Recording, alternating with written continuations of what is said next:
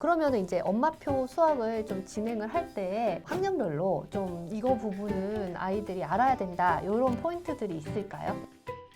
안녕하세요. 초등생활 처방전 구독자 여러분. 김민희 선생님과 함께 초등 수학 이야기를 나누고 있는데요. 이제 1부에 이어서 우리 2부에서는 좀 더 자세한 이야기, 부모님들이 궁금해하실 문제집과 선행학습 이야기도 함께 더 나눠볼까 합니다. 네. 지금 김민희 선생님께서는 수학학원 원장님이세요. 네. 네. 그런데 엄마표 수학을 해야 된다라고 말씀하시고 계세요. 이제 학원에 아이들이 많이 와야지 좋지 않나요? 근데 제가 아이들 가르쳐 보니까는 수학을 좀 잘하는 친구들의 공통점이 있었는데 그게 좀 엄마의 관심이나 약간의 관리가 이제 같이 이루어졌을 때 훨씬 더 아이들이 시너지가 나더라고요.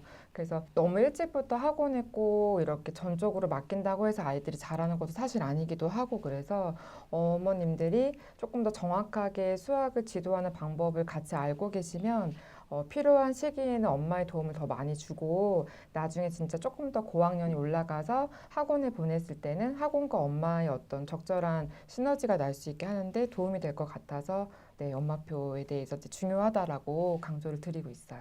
그러면 이제 엄마표 수학을 좀 진행을 할 때 학년별로 좀 이거 부분은 아이들이 알아야 된다 이런 포인트들이 있을까요? 네.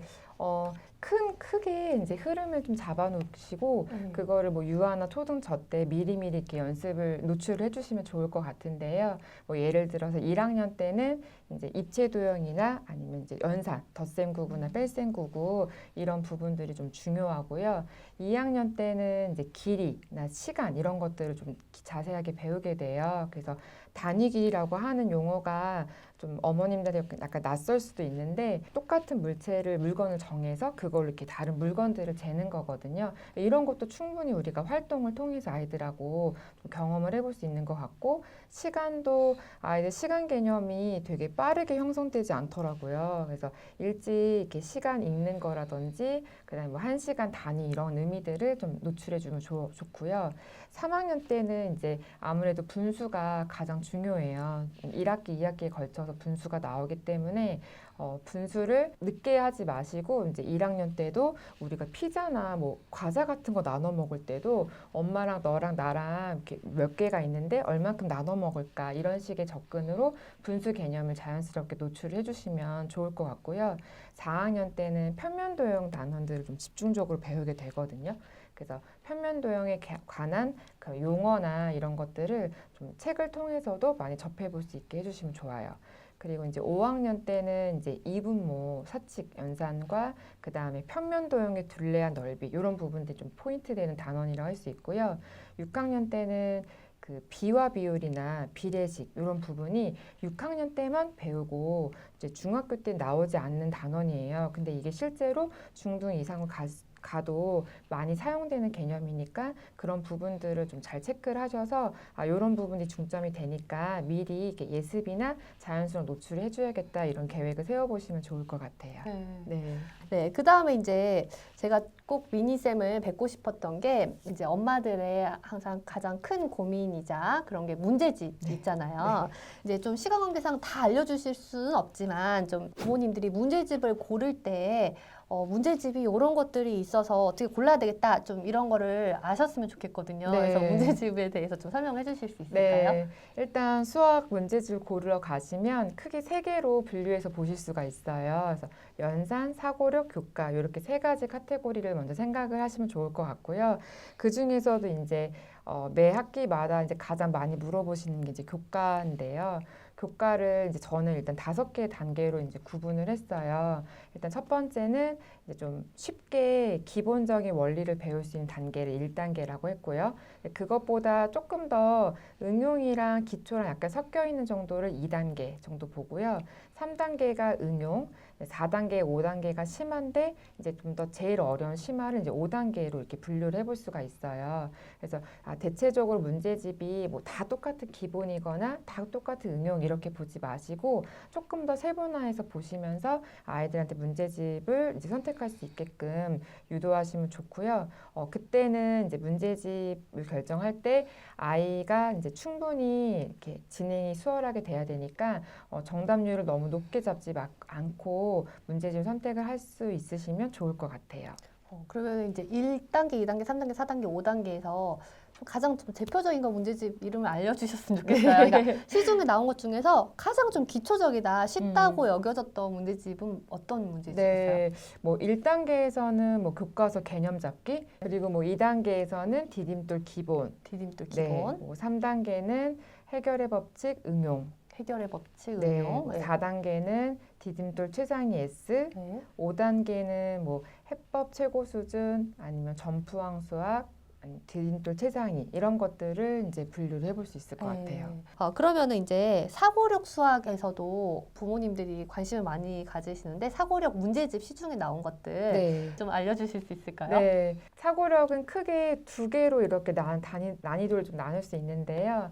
앞쪽에는 이제 유아나 초등 저학년 아이들이 할 수 있는 것 중에서는 뭐 킨더팩토, 키즈팩토, 뭐 탑사고력, 1031, 풀이, 뭐 인문 정도까지를 이제 앞부분에 좀 저학년 때 할 수 있는 한 3학년 정도까지 선에서 할 수 있는 난이도의 문제라고 볼 수 있고요. 조금 더 이제 어려운 사고력 문제집에는 뭐 필주 수학, 그다음 1031 초급, 중급, 또 3% 올림피아드 이런 문제집을 조금 더 어려운 난이도의 사고력 수학 문제집으로 보실 수 있으세요. 근데 저는 이제 조금 교과를 좀 잘 진행을 할 수 있는 친구들은 사고력을 같이 병행하는 걸 사실 추천드려요. 왜 그러냐면 이제 교과는 단원마다 딱 정해진 문제만 풀기 때문에 아이들이 그 단원 안에서만 개념을 생각을 해도 되거든요. 근데 사고력 문제집은 조금 더 넓은 범주에 있는 문제들이 나오기 때문에 문제 하나하나마다 충분히 사고하지 않으면 문제가 잘 이해되지 않거나 풀이 전략이 잘 나오지가 않아서 그런 것들도 같이 겸해서 하면 좀 더 깊이 있게끔 수학 실력을 다질 수 있는 것 같아요. 그래서 너무 무리하게 사고를 끝까지 가져가야 된다. 뭐 이건 아니고 이제 3, 4학년 즈음에 교과나 연산을 우리가 체크할 때 자기 학년 교과 연산이 크게 무리가 없다. 그럼 사고력을 같이 병행을 해보시고 그래도 좀 교과 연산을 좀 치중을 해야겠다라고 하시면 사고력 비중을 점점 줄여 나가셔도 괜찮을 것 같아요. 그럼 교과 심화 문제집은 이제 뭐 추천을 하는 건가요? 풀기를 추천을 하는 건가요? 네, 저는 이제 뭐 중등, 고등 결국에는 아이들이 잘 하려고 초등 때 열심히 하는 거잖아요. 이제 그러려면 너무 초등 때 수학을 얕게 공부를 하면 중등에 올라가서 저는 좀 벽을 크게 느낀다고 생각을 했어요. 그래서 초등 때 꼭 자기 학년 심화가 아니더라도 자기 학년 아래 학년도 괜찮으니까 심화 문제 유형들을 좀 경험을 하는 게 전 더 좋다고 생각을 해요.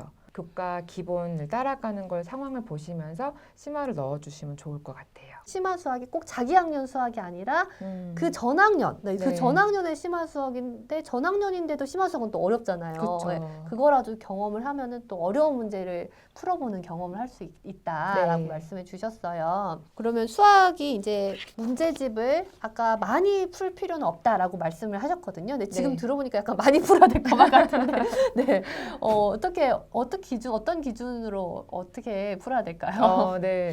수학을 이제 좀 잘하고 못하냐에 따라서 조금 문제집의 권수를 선택하는 것도 조금 달라질 수 있을 것 같아요. 교과를 진행을 하는 걸 예로 들자면 수학을 잘하는 친구들은 뭐 아까 제가 말씀드린 2단계 정도에 해당하는 걸로 예습을 나가고 심화 문제집 중에서 4, 5단계 중에서 한 권을 골라서 이렇게 두 권으로도 한 학기에 대한 그 학습이 충분히 이루어진 경우가 많이 있거든요. 그래서 이렇게 이제 선택을 하시면 좋을 것 같고요. 수학을 이제 보통 정도 생각을 하는 친구들은 기본을 한번 해보고 그 다음에 3단계 정도에 있는 문제집에서 전체 다 푸는 것보다 우리가 기본 한 번 예습을 할 때 좀 어려웠던 단원들이 있잖아요.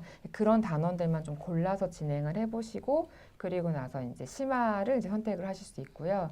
이제 수학이 좀 힘든 친구들은 일단 처음에 조금 더 쉽게 문제를 접근하는 게 좋아요. 그래서 1단계 정도의 문제집이 얇고 좀 빠르게 개념을 한번 훑어볼 수 있는 걸 먼저 하시고 그 다음에 2, 3단계 중에서 한 권을 선택을 하시면서 일단 기본적인 그 이해를 탄탄하게 하는 거에 더 중점을 두시고요. 심화는 이 두 가지를 잘 이제 소화하는 걸 보고서는 결정을 하시면 좋을 것 같아요. 잘하는 친구, 중간인 친구, 조금 힘든 친구 네. 이렇게 나눠서 문제집을 한번 말씀해 주셨어요. 네. 그래서 부모님께서 우리 아이를 보시면서 좀 결정을 하셨으면 좋겠습니다. 네. 자, 그러면 이제 수학 학습에 대해서 이렇게 이야기를 나누다 보니까 우리가 또 빠질 수 없는 게 선행학습에 대한 이야기잖아요. 네. 그래서 선행학습에 대해서는 어떻게 생각하시는지. 네. 저는 중학교, 고등학교 때 배우는 수학 내용이 사실 내용도 많고 좀 어렵다고 생각을 해요. 그래서 또 그때 되면 또 다른 과목도 이제 많은 시간을 투자해서 우리가 공부를 해야 되잖아요. 아무래도 아이들한테 정해진 시간은 한정돼 있기 때문에 이제 그 시간에 수학을 이제 할애하기가 쉽지가 않아서 아이들이 이제 잘 따라오면 여건이 된다면 저는 선행을 나가는 것에 대해서 그렇게 부정하거나 이렇게 절대 안 된다 이렇게 생각을 하지는 않는 편이고요. 다만 아이가 준비되지 않았는데 주변의 친구들이 막 선행을 나간다고 해서 준비되지 않은 채 선행을 나가시는 것도 좋지 않고 아이가 기본적인 자기학력 개념이나 연산을 좀 잘 다지고 그다음 심화 같은 경험을 좀 충분히 하면서 선행을 나가는 계획을 세우시면 좋을 것 같습니다. 네. 우리 아이가 충분히 잘할 수 있는데 굳이 막 막을 필요는 네. 없다는 거죠. 네, 예. 맞아요. 잘하면은 하고 힘들면 다시 복습하고 이렇게 네. 하는 거죠. 네. 그래서 우리 초초반 구독자분들과 함께 초등 수학에 대해서 큰 틀도 잡아보고 문제집 이야기도 해봤습니다. 네. 그래서 우리 구독자분들이 도움을 많이 받으셨을 것 같은데요. 네, 김민희 선생님이 마지막으로 초초반 구독자분들한테 한 말씀을 해주시면 좋겠습니다. 네, 제가 얼마 전에 수학에 관련된 드라마를 봤는데요. 거기서 선생님께서 아이한테 수학 문제를 고민해보는 그 시간마저도 흥미로운 거라고 말씀을 해주시는 부분이 인상적이었어요. 아이들이 초등 때는 진도나 뭐 이런 부분들보다는 어떻게 수학을 좀 경험을 하는지가 훨씬 더 중요한 것 같아요. 그래서 수학에 대한 막연한 불안감이나 두려움을 갖지 않게끔 엄마가 많이 격려도 해주시고 또 다른 아이랑 비교하면서 아이가 늦었다고 생각하거나 불안해하실 필요도 없을 것 같아요.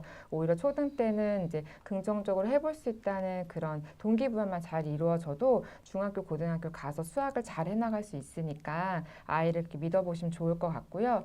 또 이제 아이가 수학을 해나가는 과정을 지켜보시면서 수학을 잘 못하는 것이 엄마의 잘못인 것처럼 나의 성적표를 받은 것처럼 그렇게 속상해하시는 경우들을 많이 보게 되는데요. 그런 부분을 걱정하지 마시고 이 영상을 보시는 구독자분들께서는 이미 엄마로서 최선을 다하고 계신다는 것을 꼭 말씀드리고 싶습니다. 네, 김민희 선생님 오늘 인터뷰해 주셔서 정말 감사드리고요.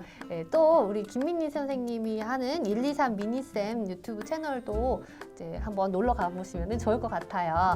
네, 초초반 구독자분들과 인사 나누면서 인터뷰 마쳐보도록 하겠습니다. 네, 초초반 구독자 여러분 건강하시고 안녕히 계세요.